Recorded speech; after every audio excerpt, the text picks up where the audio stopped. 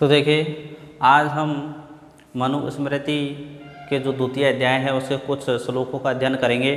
पहले भाग में हमने आपको जो उसका सामान्य परिचय था, मनु का सामान्य परिचय था, और इस मनुस्मृति के जो द्वितीय अध्याय का जो सामान्य परिचय था उसके बारे में बतलाया। और अब हम इसके कुछ जो 5 श्लोक है इसका अध्ययन करेंगे। तो देखिए, पहले श्लोक में विदद्वी सेविते सदवी नित्यम अद्वेष रागवी हृदयेनभ्यनुगातो यो धर्म ततं निबोधतः।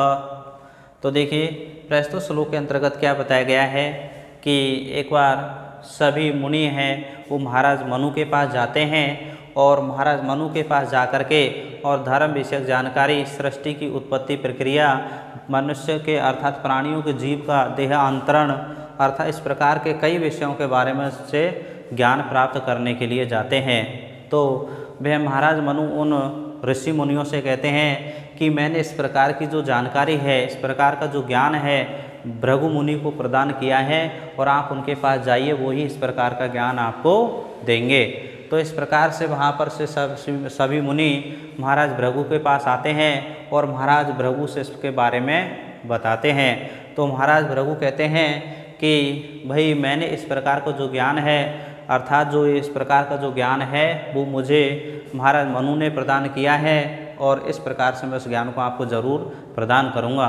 तो देखिए, वो किस प्रकार से महाराज भृगु हैं वो मुनियों को ये ज्ञान प्रदान कर रहे हैं। तो देखिए, पहला श्लोक कि विदद्वी का मतलब होता है विद्वानों के द्वारा, सेवित का मतलब सेवन किया गया, सदद्वी का मतलब सज्जन के द्वारा, नित्य माने हमेशा, अद्वेष रागवी, अद्वेष का मतलब द्वेष से रहित, राग माने राग से रहित, यानी राग और द्वेष से रहित, यानी राग और द्वेष से रहित सज्जनों अर्थात विद्वानों के द्वारा, नित्य माने हमेशा, जिसका सेवत माने सेवन किया गया है।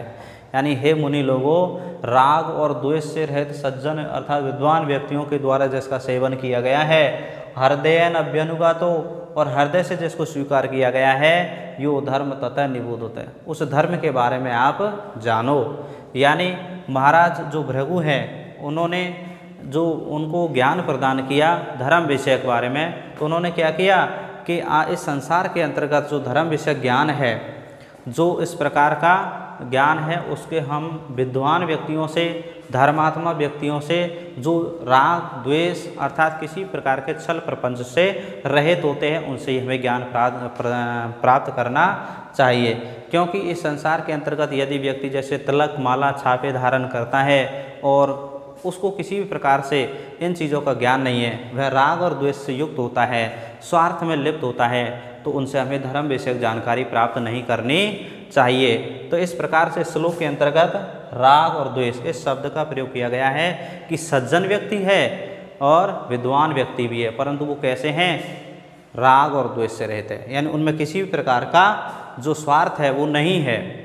यदि ऐसे व्यक्ति हो तो निश्चय हमें उनसे ज्ञान प्राप्त कर लेना चाहिए। तो इस प्रकार से वे महाराज भृगु मुनि हैं, उन मुनियों से कहते हैं कि राग और द्वेष से रहित सज्जन अर्थात विद्वान व्यक्तियों के द्वारा जिसका हमेशा सेवन किया गया है, हृदय से जिसको उन्होंने स्वीकार किया है, ऐसे धर्म के बारे में आप जानिए।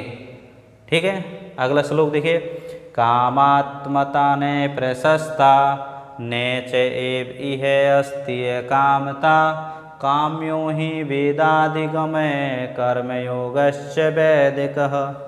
तो देखिए, यहाँ पर वह भृगु मुनि उन सभी मुनियों को ज्ञान देते हैं, धर्म विषयक जानकारी प्रदान करते हुए कहते हैं कि इस संसार के अंतर्गत काम्यता माने होता है फल की इच्छा से किया हुआ कार्य, अर्थात कामना से परिपूर्ण कार्य, न माने नहीं है, और प्रशस्ता माने प्रशंसनीय।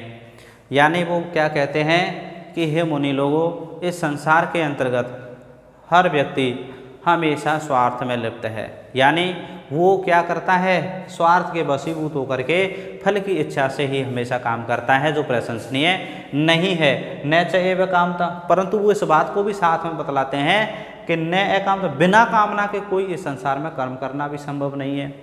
यानी क्या बात कही उन्होंने इस श्लोक की फर्स्ट लाइन में कि कामात्मता न प्रशंसता, यानी अत्यधिक कामना करना अर्थात फल की इच्छा से कार्य करना अत्यधिक प्रशंसनीय नहीं है, परंतु बिना कामना के संसार में कार्य करना भी संभव नहीं है, क्योंकि काम्यो ही वेदाधिगमय कर्मयोगस्य वैदिक है, क्योंकि वैदिक कर्मकांड और वेदों का जो अध्ययन होता है वो हमेशा कामना से ही किया जाता है। इस प्रकार से वो उनसे कहते हैं। अब इस संबंध हम यह भी जान सकते हैं कि भाई इस संसार के अंतर्गत जो व्यक्ति स्वार्थी होता है, या कह सकते हैं कि निष्काम कर्म करना चाहता है परंतु उसके अंतर्गत राग द्वेष है, तो वो निष्काम कहलाता ही नहीं है। यानी शास्त्र विहित कर्मों के अनुसार हमें कोई काम करना चाहिए, या राग द्वेष से रहित होकर के हमें सभी कामों को करना चाहिए। यदि इस प्रकार के कामों को हम न करके हमेशा स्वार्थी काम करते हैं तो वो काम नहीं है, उनकी प्रशंसा नहीं की जा सकती।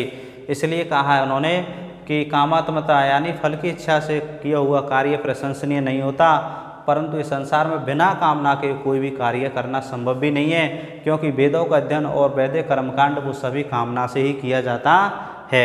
आगे देखिए, संकल्प मूल कामो वै यज्ञा संकल्प संभवा व्रतानि यम धर्माश्च सर्वे संकल्पजा स्मृता। तो देखिए, संकल्प मूल कामो वै मान होता है समुचित रूप से, यानी समुचित रूप से काम माने कामना अर्थात इच्छा का, मूल मन मूल, संकल्प माने संकल्प है। यानी वह महाराज भृगु उन मुनियों से क्या कहते हैं कि हे मुनि लोगों, अगर ठीक तरह से देखा जाए तो जो कामना है, जो इच्छा का जो मूल है वो क्या है, संकल्प है। यज्ञ संकल्प संभवा, क्योंकि यज्ञ भी संकल्प से ही उत्पन्न होते हैं। व्रतानि यम धर्माश्च सर्वे संकल्पजा स्मृता, और व्रत यम नियम धर्म आचरण सभी संकल्प से ही उत्पन्न माने गए हैं। क्योंकि व्यक्ति अगर कोई भी काम करता है तो उससे हमेशा पहले संकल्प जरूर लेना पड़ता है। संकल्प लेता है, फिर वो इच्छा जाहिर करता है कि मैं इस काम को करूँगा और मुझे ये प्राप्त होना चाहिए, परंतु प्राप्त होने की जो अभिलाषा है, फल अभिलाषा है, उसको हमें छोड़ देना चाहिए। क्योंकि यदि व्यक्ति बिना उसके स्वार्थ के, बिना भावना के, बिना कामना के काम करता है तो भी उस निष्काम कर्म का उसको फल उसी प्रकार से मिलता है जैसे कोई व्यक्ति एक आम के वृक्ष को लगाता है और इस स्वार्थ से, इस कामना से, इस भावना से, इस फल अभिलाषा से लगाता है कि आगे मुझे आम देगा और छाया देगा, तो ये उसका स्वार्थ अभिलाषा है, काम अभिलाषा है, यानी उसके फल अभिलाषा की कामना है। परंतु यदि वो निष्काम कर्म से उस वृक्ष को लगाए तो पेड़ का या उस वृक्ष का स्वभाव है कि वो उसको अवश्य फल भी देगा और छाया भी देगा। तो यहाँ पर ये काम वही बताया गया है। ये महाराज जो भृगु मुनियों को यह समझाने का प्रयास कर रहे हैं कि सभी काम संकल्प से ही उत्पन्न होते हैं, परंतु वो कैसे होने चाहिए, शास्त्र नियमों के अनुकूल होने चाहिए। इसलिए कहा है उन्होंने कि समुचित रूप से जो इच्छा होती है उसका मूल क्या है, संकल्प है। यज्ञ से ही संकल्प, यज्ञ भी संकल्प से उत्पन्न होते हैं, और सभी व्रत यम धर्म सभी नियम जो आदि हैं वो भी संकल्प से उत्पन्न माने गए हैं। आगे देखिए, कामस्य क्रिया काचित दृश्यते न इह करहिचित यत् यदि कुरुते किंचित तत् तत् कामस्य चेष्टितम्। तो देखिए क्या बताया गया है इस श्लोक के अंतर्गत। कहा है उन्होंने कि अकामस्य माने बिना कामना के, बिना इच्छा के, क्रिया काचित माने कोई भी क्रिया, कोई भी काम, दृश्यते माने दिखाई देता, न माने नहीं, यह माने संसार में, क्वचित माने कहीं, यानी संसार के अंतर्गत कहीं भी कोई भी जो कार्य होता है वो केवल बिना कामना के नहीं दिखाई देता। यानी कोई भी काम होता है, कोई भी कार्य होता है तो वो हमेशा उसमें कोई ना कोई इच्छा छुपी जरूर रहती है। इसलिए यत यदि कुरुते किंचित, यानी जो कुछ भी वह, किंचित माने कुछ भी कार्य करता है, फिर आगे तत्त काम से चेष्टा, वह उसके कामना की चेष्टा है, यानी उसके कार्य, कामना माने उसकी जो इच्छा है उसी का ही वो परिणाम है। यानी एक बार और देख लीजिए श्लोक को, यानी इस संसार के अंतर्गत कहीं भी कोई भी काम बिना कामना के नहीं दिखाई देता है, और जब वह कोई मनुष्य कोई भी कार्य करता है तो वह उसकी कामना का ही परिणाम होता है, उसकी इच्छा का ही वो फल होता है। आगे देखिए, तेषु सम्यक वर्तमानो गच्छति अमरलोकताम यथा संकल्पतान च इह सर्वान कामान समश्नुते। तो देखिए, वह महाराज भृगु उन मुनियों को समझाते हुए कहते हैं कि इस संसार के अंतर्गत हमें हमेशा निष्काम भाव से ही कर्म करना चाहिए। निष्काम भाव से ही धर्म का आचरण करना चाहिए, क्योंकि यदि हम निष्काम भाव से धर्म का आचरण करते हैं तो वह जो फल अभिलाषा जो हम नहीं करते वो हमें ज़रूर प्राप्त होती है। जैसे कि मैंने आपको वृक्ष का उदाहरण पहले बताया, तो उसी प्रकार से वे कहते हैं कि तेसु सम्यक, तेसु मानो शास्त्रविद कर्मों में, सम्यक माने ठीक तरह से, वर्तमान माने विद्यमान रहते हुए।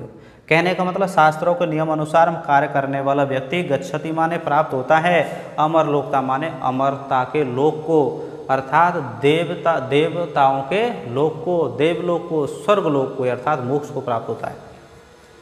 यानी शास्त्रों के अनुसार कर्म करता हुआ वह व्यक्ति देवलोक को प्राप्त होता है। यथा संकल्पतान, और जैसा वह संकल्प अपने जीवन में करता है, सर्वान कामान समस्नुते, वह सभी कामनाओं को, इच्छाओं को प्राप्त कर लेता है।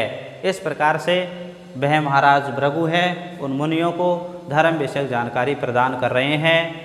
तो अब हम अगले भाग में अगले श्लोकों का अध्ययन करेंगे। आपके सभी श्लोक समझ में आए होंगे। तो इस प्रकार से अगर आपको अच्छी तरह से समझ में आ रहे हो, आप रुचि रखते हैं, तो अपने जो साथी बंधु हैं जो संस्कृत में रुचि रखते हैं, आप उनको शेयर कर सकते हैं और चैनल को ज़्यादा से ज़्यादा सब्सक्राइब करो। ठीक है, धन्यवाद।